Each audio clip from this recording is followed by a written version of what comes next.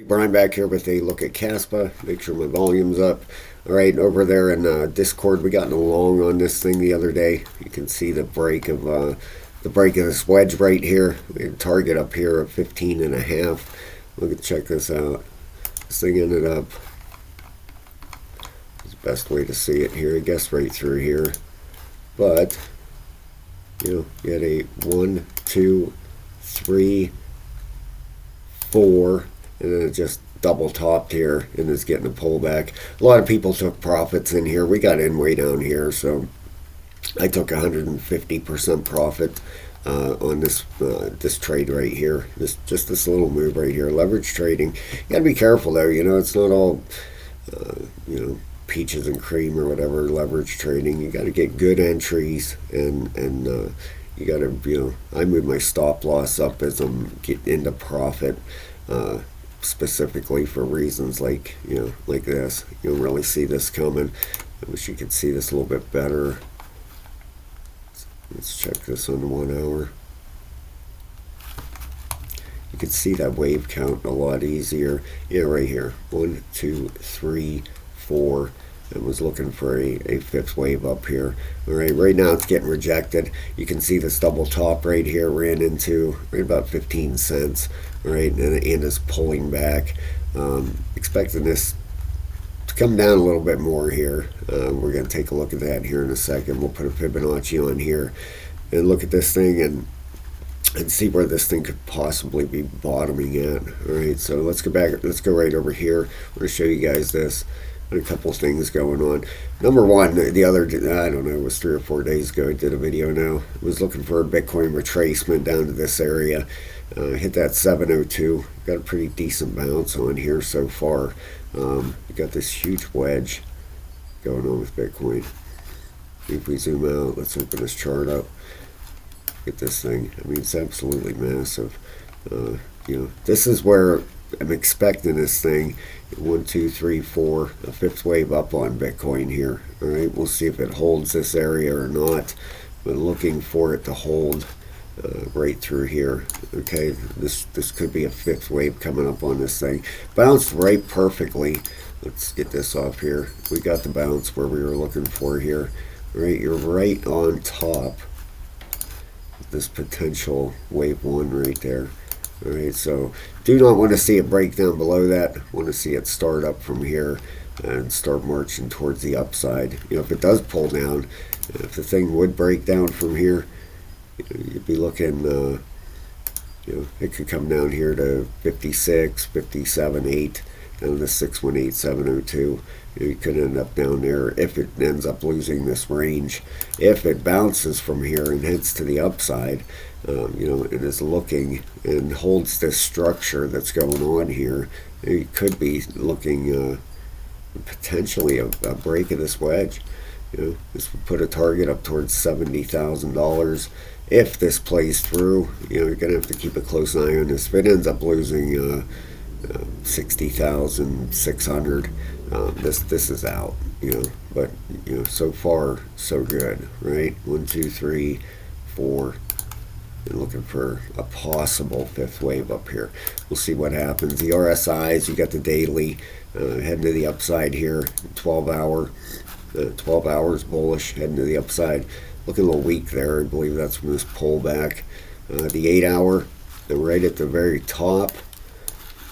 Let's look here at the 4 hours right at the very top. So you can end up having a retracement on this if this is a wave 1, 2 starting here.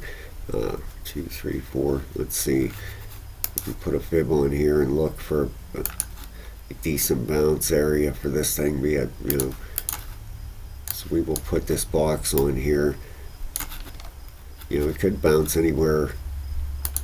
If it heads to the upside, you'll be looking for a bounce out of this thing right through here, right in this box. And we'll leave it on here for the next video. Right between that 50% and the 702. Be looking for it to pull back down here. 60,000. So we're in that range we just talked about. If it loses, these are these wicks. Now you do have wicks coming through this structure. It's possible 1, 2. That's all right. It's the closing candles. You know, these things aren't always perfect, but if it loses 60,600, this wave, you know, this 5 wave up is out, and then it's pulling down deeper. All right, if we come over here, I'm going to show you this Bitcoin dominance. Check this out. We talk about this alt season, right? If we come out here on a weekly chart, look at the bearish divergence we have starting here. Right through here. Right, you see this high here.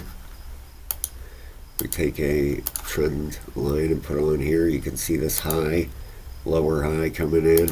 Right, if we minimize this and look at, you know, look at Bitcoin dominance's price really.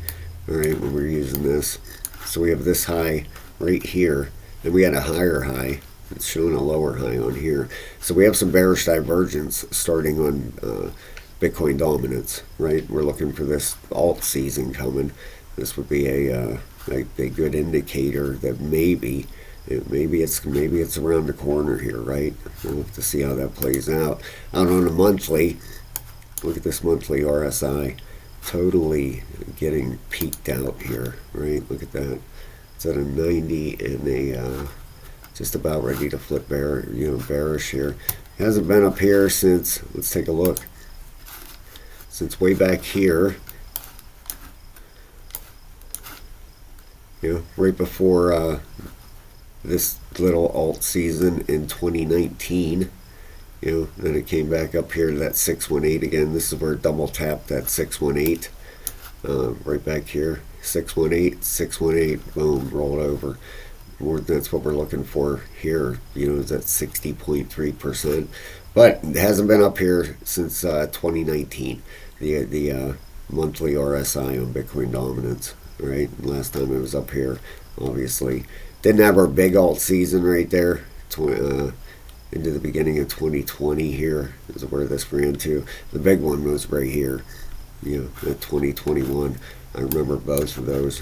So watching for Bitcoin dominance, you know, starting to show signs of weakness here. That's what we're looking for, right?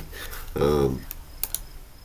talked about Bitcoin. Let's take a look at the crypto bubbles real quick, and then we're going to take a look at that that Kaspa chart. All right, FTT. Well, that thing has been really running lately, huh? Look at this. For the week, it's up 85.5%. And Jimmy texted me, my buddy, he ended up getting into that MAGA coin, that Trump coin there. I got to get a new cell phone.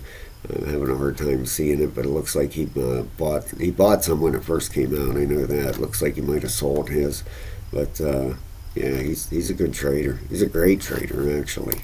All right, over here on Kaspa. Like I said, we got in that long on this. As soon as this broke structure here and started towards the upside, we take a look here. Let's go out in a 12-hour chart. All right, pull this over here. And you can see here we're going right from our low here, right here, the start of this move right here. Okay, you can see right on a 702, right down around 14.4. These yellow lines are major support areas. You can see through here the closing candle, right on the 702. All right, so could get a pullback down here to 14.4.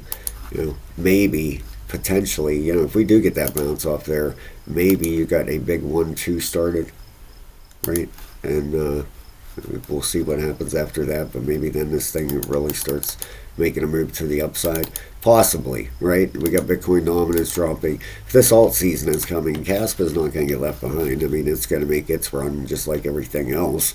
We got the 12-hour RSI, still bullish. The 8-hour, right at the very, very top here. All right, the 4-hour, that double tops are bearish. All right, that's it just double kissed that thing and is rolling right over.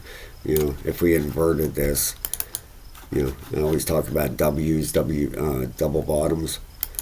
Look at this, if we invert this chart, okay, you got one bottom, two bottoms, you know, and you, if this was the other way around, this would be pretty bullish, right?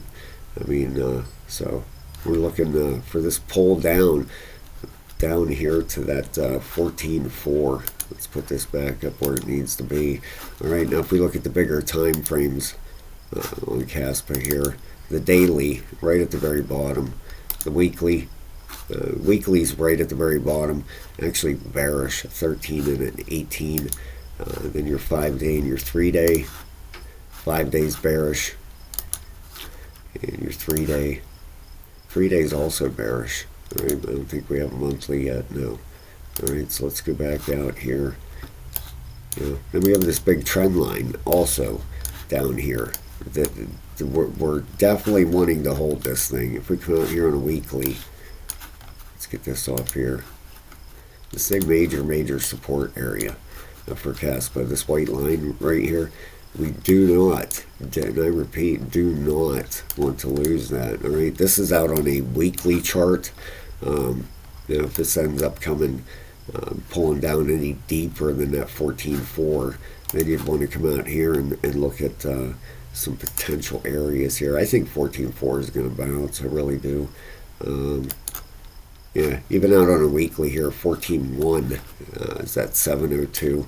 That's on a weekly chart, right? That's way down here back August 5th, right? But if we come back in on this daily, right inside here, it's just this little move here we're looking at. All right, be looking for a retracement back to this 14.4. That 15.5 looks out of play for now. And that double top in there. I got back in on this thing when it pulled back. It looked like that wave 4 pullback here. I got right back in down here. I sold, I don't know, somewhere through here. Then re-entered down here once it looked like it was done pulling back. Once it ran up, I closed with some profits here. I moved my stop loss up, and because I expected this to run through for a fifth wave. 1, 2, 3, 4, 5 right up through, but got this pushback right now. Like I said, this retracement, looking for this thing to come down around this 14.4 area and get a bounce. We're going to put a box on here. That way when we come back in a day or two, we'll take a look here, right here. All right, if it's going to bounce, this is where you're gonna see it happen. All right, so we'll keep an eye on Kaspa. All right, thank you so much, guys. Please hit that like and subscribe, and I will talk to you very soon. Have a great day, everybody.